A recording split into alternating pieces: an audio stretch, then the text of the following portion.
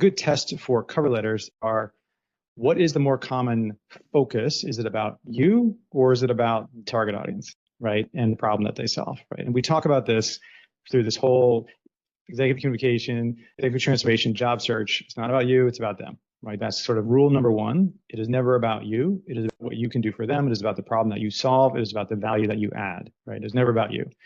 Cover letters are a tough one because they are about you, right? Because that's what you're trying to do, is you're trying to explain your value.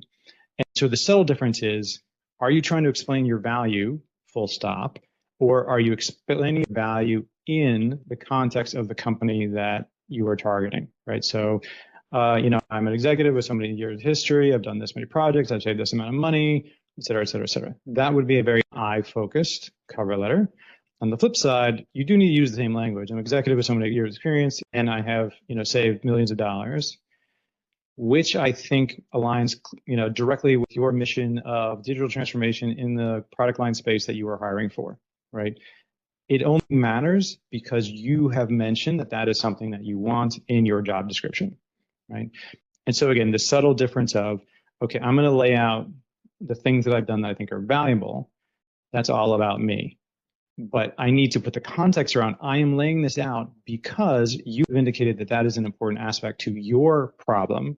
And I'm sharing this with you to help you, and why I think I'm going to be a good addition to your team, where I can help you move your value forward, where I can help you succeed in this market, right? You want to make sure that the cover letter, right, does talk about your stuff, but always in the context of why it matters to them, right? And it's just one of those things that, this has come up a couple of times where, first draft of the cover letter is always like, I, which sounds good. You do a good job sort of showing your value.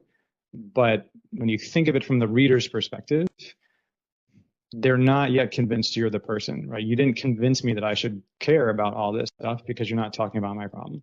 So again, cover letters are written in the first person, which makes it very easy to just fall into that trap. And it's just a tough trap. I mean, I've done this for years. I do this my job.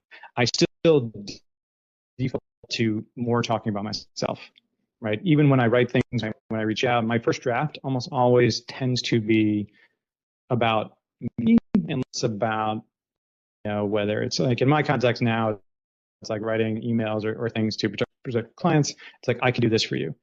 Well, it's not that I can do this for you. It's that you could get this, right? You can get that next job. You can get that next promotion. Not, I can help you do that.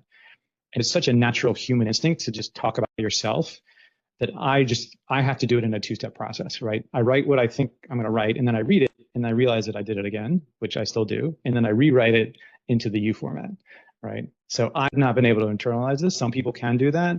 But again, I've been doing this a long time. I still haven't internalized it. So again, for everybody listening, I would suggest you think of it as a two-step process. Like, do it the way you think it should be done, but then read it from that you perspective, right? Just count the number of times you refer to yourself and count the number of times you refer to the other person, the other person's problem, the other person's objective.